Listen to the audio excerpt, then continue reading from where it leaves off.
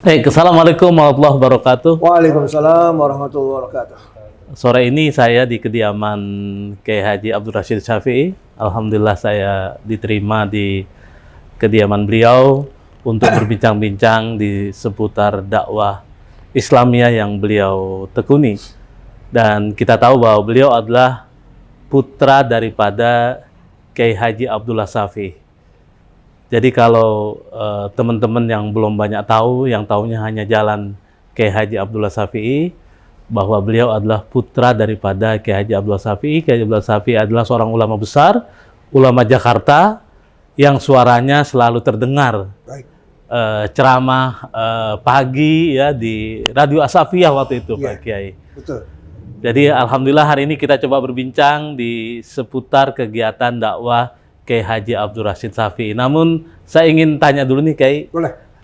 Kemarin turun ya itu apa namanya demo ya kemarin tanggal 18 itu Pak Kiai. Betul. Sebagaimana dirancang oleh panitia, silakan Kak. Dirancang oleh panitia. Iya, silakan. Bahwa ada aksi demo damai yang diberi nama 18-12. 18-12. Tanggalnya tanggal 18, bulannya bulan 12, bulan Desember. Harinya hari Jumat. Ya, udah dirancang dimulai katakanlah jam 13 pada Jumat. Ya, saya memang merasa terpanggil dan wajib untuk hadir dikarenakan kan telah terjadi tindakan-tindakan yang tidak adil, antara lain dengan ditahannya IBHRS. Kalau di sempurna tidak pakai singkatan ya, Imam Besar. Imam Besar umat Islam, yaitu Habib Rizik Syihab. Yang telah ditahan di Polda. Ya tentu kita sangat berduka, sangat galau. Beliau seorang ulama besar, bahkan salah seorang daripada dzurriyyah, anak cucu keturunan dari Nabi kita Muhammad SAW, disikapi dengan tidak adil. Maka tentu manakala ada acara semacam tersebut, ya saya merasa perlu hadir. Pak Kiai nggak takut dengan tindakan-tindakan represif aparat gitu?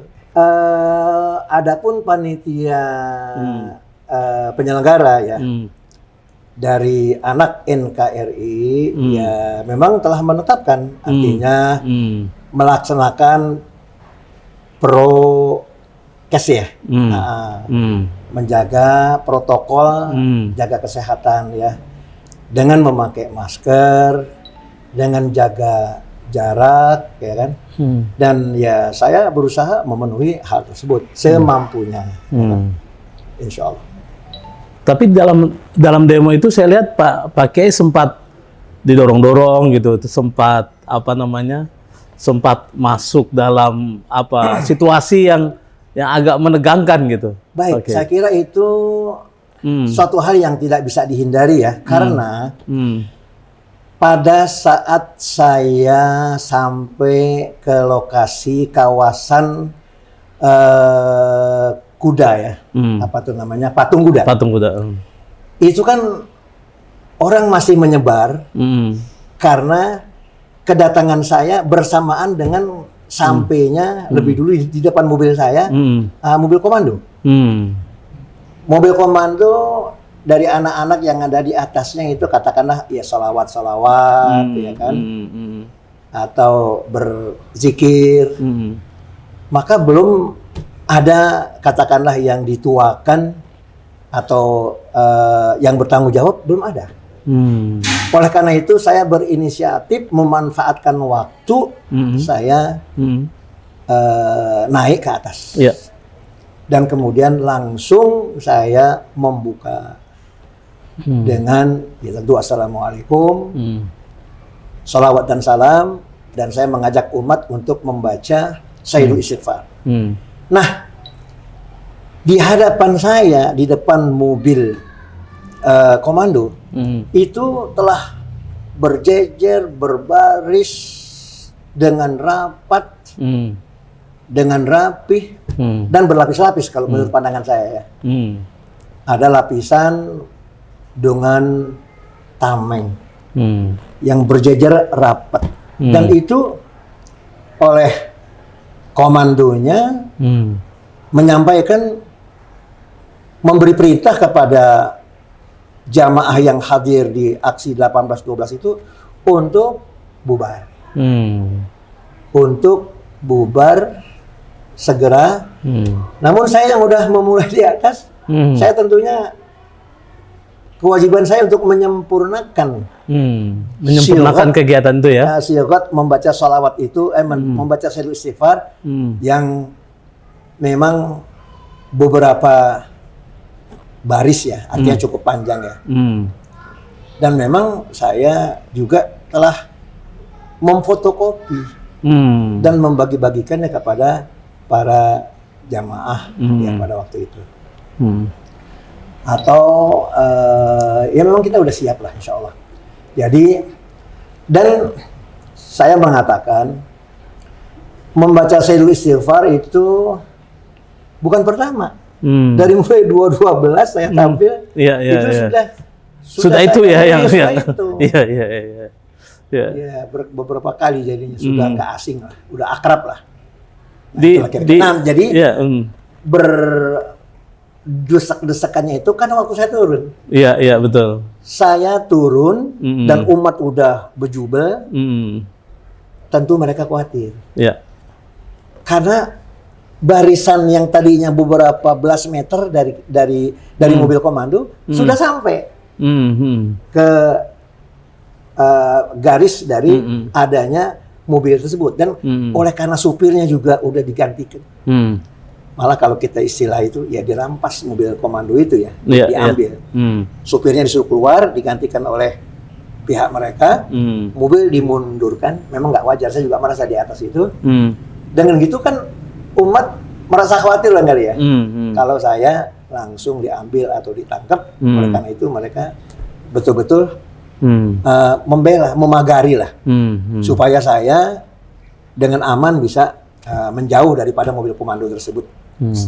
Dan itu berdesak-desak, berdesak-desak, mau nggak mau, sulit dihindarkan. Masya Allah. Dan pada demonstrasi tersebut kan Pak Kiai kan paling tua ya usianya mungkin. Iya betul. Usia saya alhamdulillah kemarin tanggal 12 Desember 78 tahun. 78 tahun masih turun ke lapangan untuk membela keadilan. Betul. Dan itu kan yang diwarisi Pak Kiai ya sama almarhum ayah Pak Kiai. Benar. Saya pada hari Ahad kemarin kan rutin Majlis Taklim ya. Kalau boleh saya cerita agak panjang, ayah saya membuka Majlis Taklim di Jakarta hari Ahad. Hari Ahad. Tanggalnya insya Allah 18 Juli tahun 1971. 18 Juli 1971. 18 Juli artinya 1971. Artinya 2 tahun setelah saya lahir. Dibuka di rumah almarhum. Penuh yang hadir. Kemudian pindah ke masjid. Karena masjidnya tahun 83 dibongkar total, pindah ke sekolah. Nah, itulah kira perjalanannya. Namun setelah lebih kurang 14 tahun ayah saya mimpin Majlis Taklim, wafat tanggal 3 September, saya yang meneruskan. Dari beliau wafat tanggal 3 September tahun 1985. 85 sampai sekarang 2020. Setiap hari Ahad kecuali Ramadan ya saya situ. Jadi sejak tahun 1985 Pak Kiai menggantikan posisi ayah untuk terus berdakwah Iya, meneruskan majelis taklim itu. Meneruskan majelis taklim itu, dan majelis taklim itu masih eksis sampai sekarang. Sampai sekarang. Alhamdulillah. Alhamdulillah. Jadi pada waktu tahun 71 itu memang Asy-Syafi'iyah sudah punya radio. Jadi langsung dikudarakan oleh radio Asy-Syafi'iyah. Dan pada waktu dahulu itu pakai gelombang pendek, ya peraturannya waktu itu, atau mungkin agak longgar. Dengan gelombang pendek itu sampai ke tempat yang jauh. Konon sampai ke Selat Malaka, sampai ke Irian bahkan. Dan Jawa. Bisa menangkap, dan banyak yang masuk Islam, mereka kirim surat dan sebagainya. Ya. Jadi kalau orang-orang yang seusia saya itu masih mendengarkan ceramah-ceramah dari Kiai Haji Abdullah Syafi'i. Jadi setiap hari Ahad itu relay di. Betul, itu relay, dan pada waktu itu kan kita ngerekam. Ngerekam dulu pakai pita yang gede kan ya, merekam, kemudian merekam dengan kaset, dan alhamdulillah terpelihara kaset-kasetnya sehingga selalu diputar. Jadi dakwahnya itulah yang Pak Kiai lanjutkan ya. Betul. Artinya apa yang disampaikan oleh almarhum Pak Kiai Haji Abdullah Syafi'i ya, untuk memerangi perbuatan-perbuatan kemunkaran, menegakkan keadilan gitu ya. Betul. Itu yang terus Pak Kiai gelorakan. Ya insya Allah ya, kita mencontoh, kita meniru ya, katakanlah dalam hal ini katakanlah guru utama. Saya menamakan ayahanda saya guru utama. Di samping orang tua tentunya. Kemudian almarhum adalah pendiri Asy-Syafi'iyah. Atau lengkapnya pendiri Yayasan Perguruan Asy-Syafi'iyah. Nah, saya sebagai yang melanjutkan, lebih-lebih dari 7 orang bersaudara, seibu sebapak, 6 setelah wafat. Sehingga tinggal saya sendirian. Nah, Ibu Tuti Alawiyah kan kakak saya. Iya. Sudah meninggal pada tanggal 4 Mei 1916. Jadi sekarang udah hampir 40 tahun berarti Pak Kiai melanjutkan itu. Ya, berarti kalau 1985 kata 2000 kan 15 tahun. 35 tahun. 15 tahun ditambah 20 ya. Iya, 35. Jadi 35 tahun secara konsisten terus berdakwah Pak Kiai, dan sekarang sudah usia 78 tahun, sudah hampir generasi Pak Kiai yang masih ada di Jakarta. Siapa aja Pak Kiai? Boleh disebutkan? Memang seorang telah wafat ya. Iya.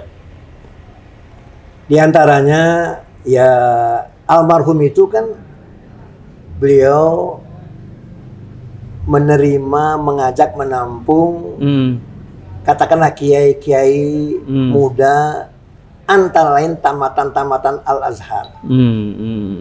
Silakan datang, sehingga dengan mereka tampil hari Ahad di Asy-Syafi'iyah, kemudian lama-lama terkenal kan, di radio.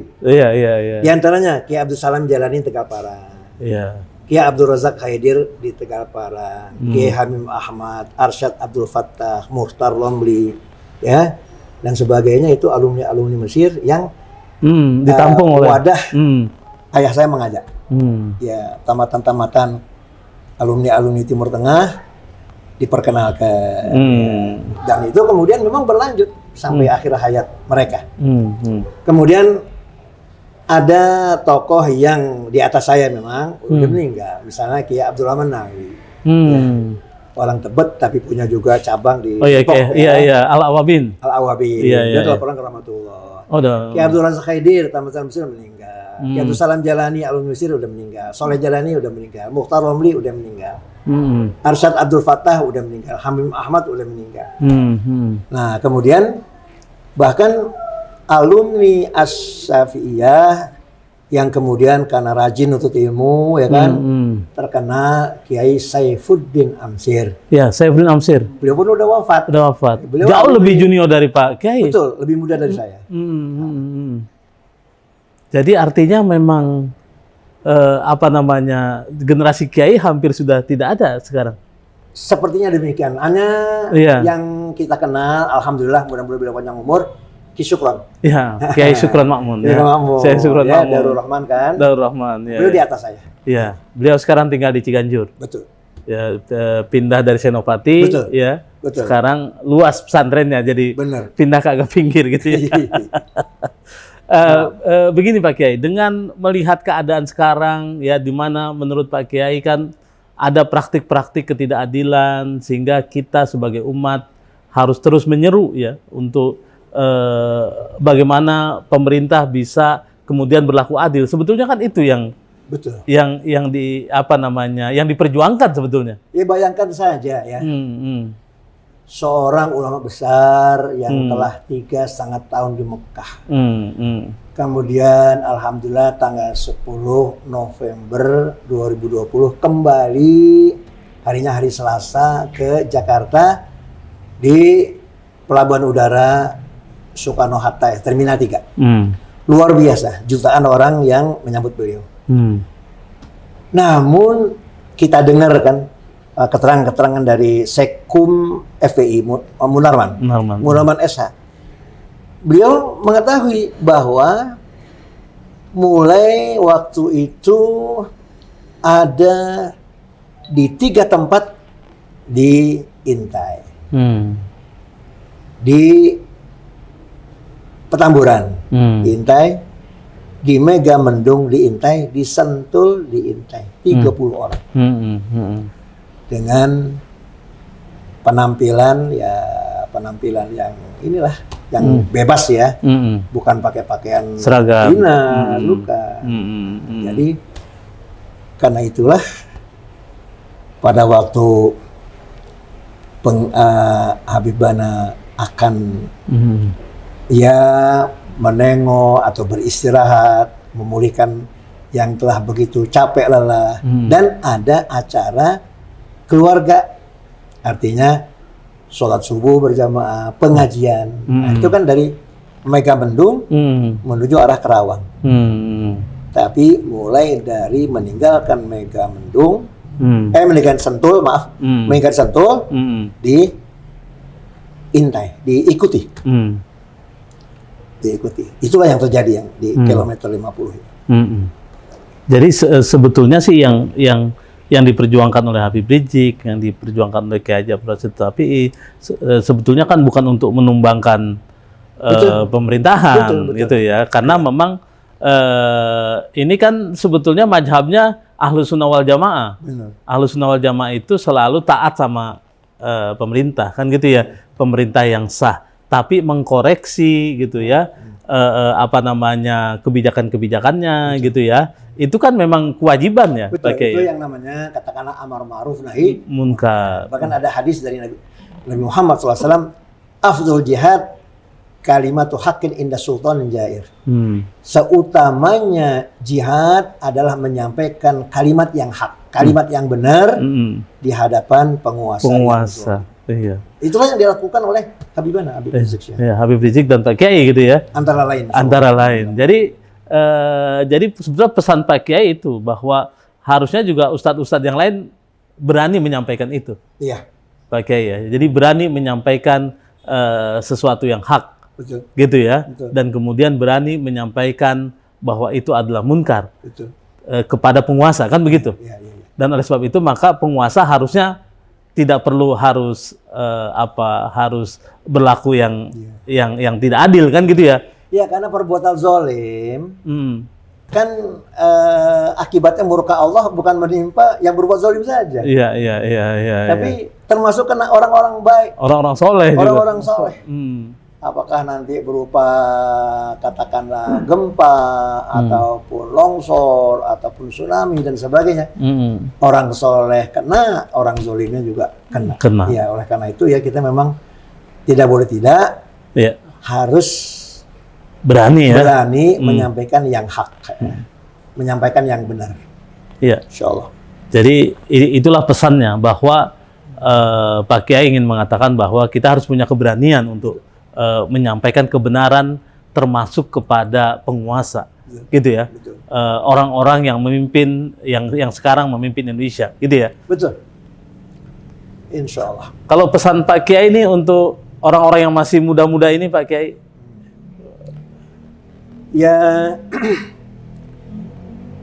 tentunya bagi generasi muda,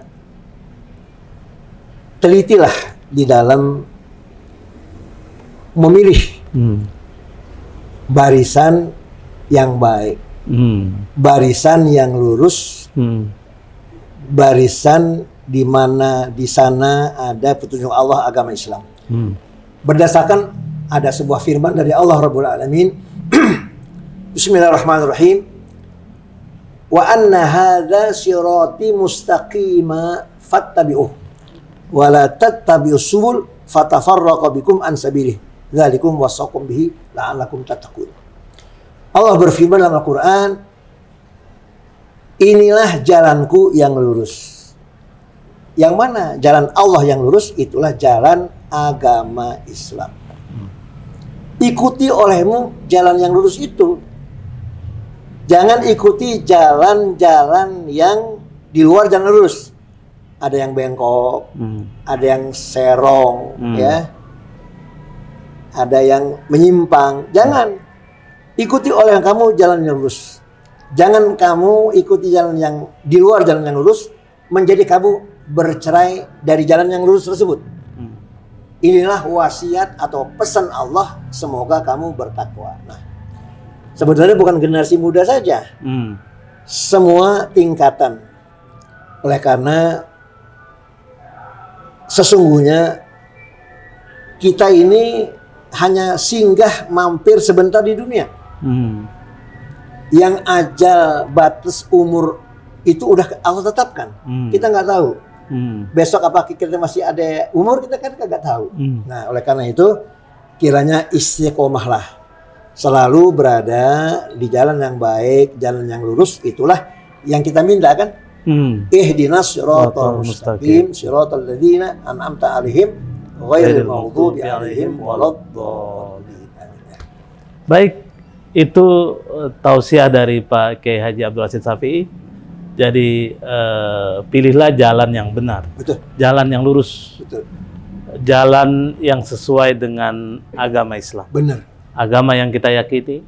Dan untuk yang muda-muda, peliharalah spirit perjuangan, betul. Ya, karena kita adalah pewaris ulama, ya, ulama pewaris Nabi. Kita kemudian mewarisinya, gitu.